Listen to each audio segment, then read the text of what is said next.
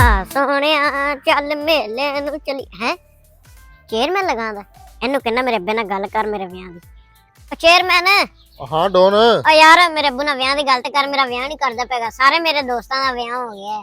ਮਸਲਾ ਹੀ ਕੋਈ ਨਹੀਂ, ਚਲਾ ਆਪਾਂ ਕਰ ਲੈਨੇ ਤੇਰੇ ਅੱਬੇ ਨਾਲ ਗੱਲ। ਆਇਆ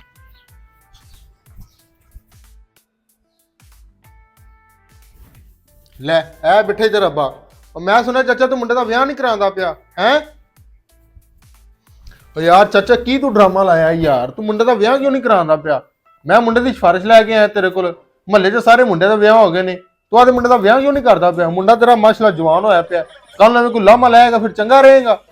ਤੂੰ ਮੇਰੇ ਮੂੰਹ ਨੂੰ ਵੇਖ ਲੈ, ਮੈਂ ਤੇਰੇ ਕੋਲ ਸਿਫਾਰਿਸ਼ ਲੈ ਕੇ ਆਇਆ ਯਾਰ, ਇੱਕ ਚੇਅਰਮੈਨ ਹੋ ਕੇ ਪਿੰਡ ਦਾ। ਗੱਲ ਤੇ ਤੇਰੀ ਸਹੀ ਹੈ, ਤੂੰ ਮੇਰੀਆਂ ਅੱਖਾਂ ਖੋਲ ਦਿੱਤੀਆਂ ਨੇ।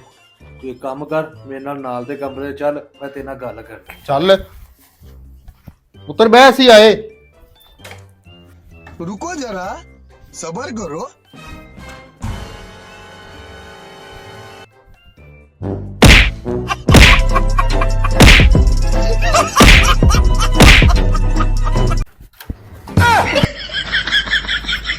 ਆਗਾ ਤੂੰ ਨਾ ਸਿਫਾਰਿਸ਼ ਲੈ ਕੇ ਆਈ, ਚੱਲ।